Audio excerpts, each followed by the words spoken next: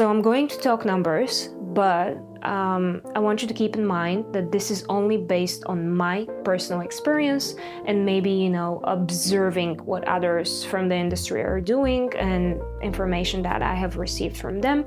But this doesn't mean that, this applies to you. Just take it as something to learn from.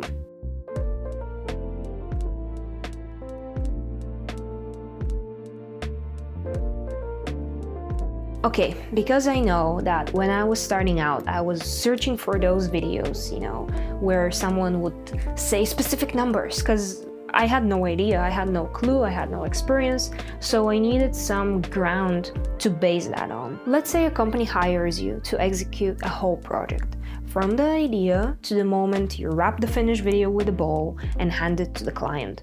This is most often an ad about their product, service, might even be like a launch. Normally, content that is geared towards their social media. So let's divide this into a couple of buckets. I define a noob as someone who has done 0 to 1 projects, is in the very beginning, and this was me in 2019. I was still a student at university, I was studying architecture, and I'd shoot 1 or 2 weddings during the summer period because I was saving that money to travel. Back then, travel videos were, booming, and this is what I wanted to create. And basically, the budgets or the money that I would get paid, like the maximum amount would be around $1,000, and I considered that, to be a lot of money. Moving on, in 2020, this is when I dropped out of university and I decided, okay, I'm going to pursue filmmaking.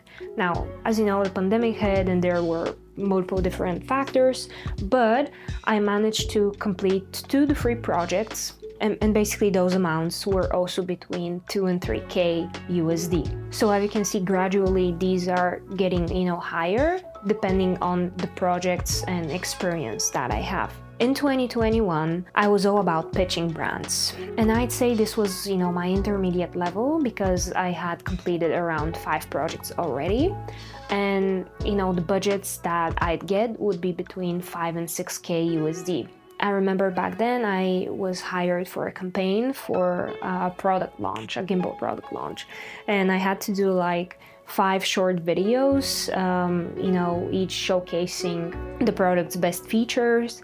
And even though I had a couple of thousand, I don't know if it was between 4 and 5K, I remember, I thought that those were a lot of money, but they were actually not, because I basically gave like $50 to all my friends who were part of this, and I needed around 10 people for that or more.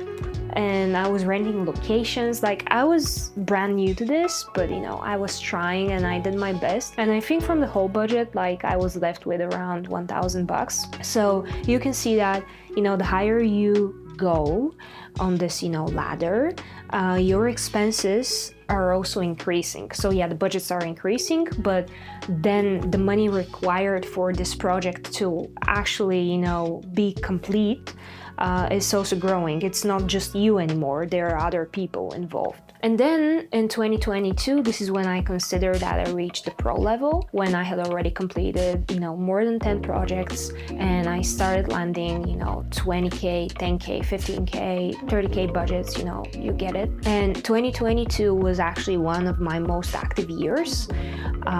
This is when I hit my first, 6 figures in the business. I was really proud, but, the challenges that come with that were also pretty significant because, as I said, now it was actually managing a lot of people, because those clients, they're giving you that much money, but the pressure is also a lot more because their risk is higher. Now, 2023, I started trying new things as well.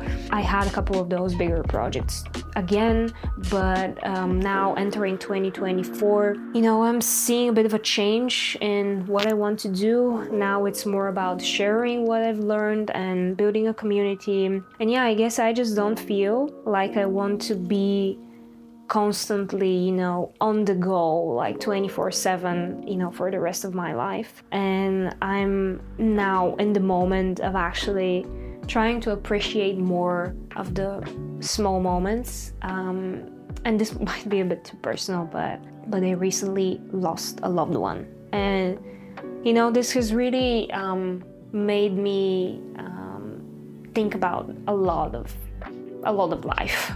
So yeah, I'm really curious to see what this year has to offer, but this video isn't about that, so it was just, you know, a bracket, because I want to keep you grounded. I don't want you to think about, oh, it's all money, you know, money is going to solve all issues. It's not.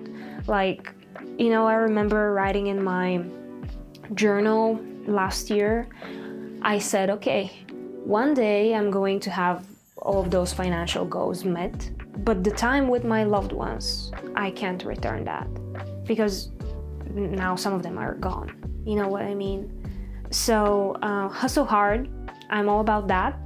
Set your priorities straight, but just don't forget that living life, being a human, being kind, those things, those virtues, they come first, and then money. Like, if you're happy and satisfied in your personal life, then money is also going to, you know, come and flow. They're more interconnected than you think. Sorry for this bracket, I just thought that it's an important clarification. And yeah, as I already said, another thing that's important when coming up with a number is keeping in mind if this vision requires other people or renting gear, you know, paying for locations, because the bigger the budget, the higher the freedom of things you can, you know, make. But sometimes it just doesn't work like that. Sometimes the client's expectations are unrealistic. You just gotta be more creative.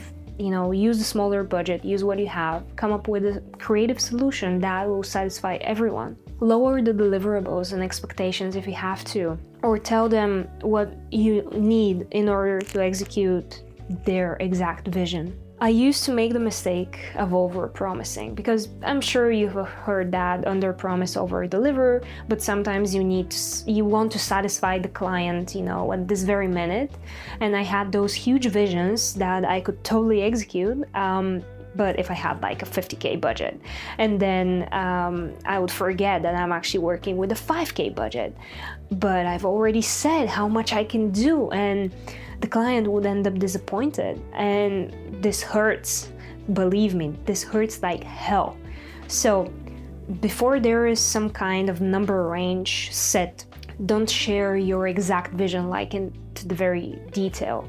Be brief and ask more questions before you come up with a solution to a problem you don't know anything about. And most of all, I think one of the most important qualities you can master is being an incredible communicator. It happens over time, but it goes a long way.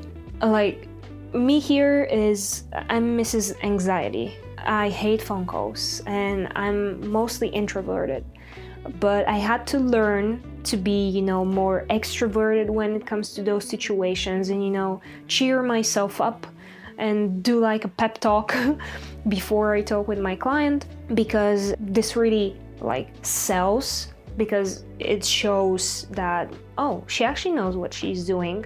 Instead, you know, if I'm just like, hi, so maybe, you know, we can do that. You know what I mean? Just practice, and I promise with time, it will all make sense. You'll learn, and yeah, it's all gonna work out. So internally, I feel like this was one of the best videos that I've done for this channel. I don't know why, just, you know, during recording, I just feel like really pumped to share all of this with you.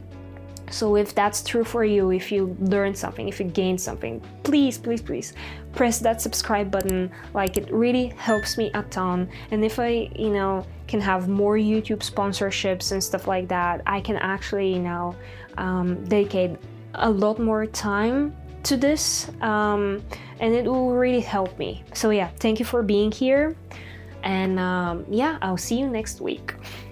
Ciao.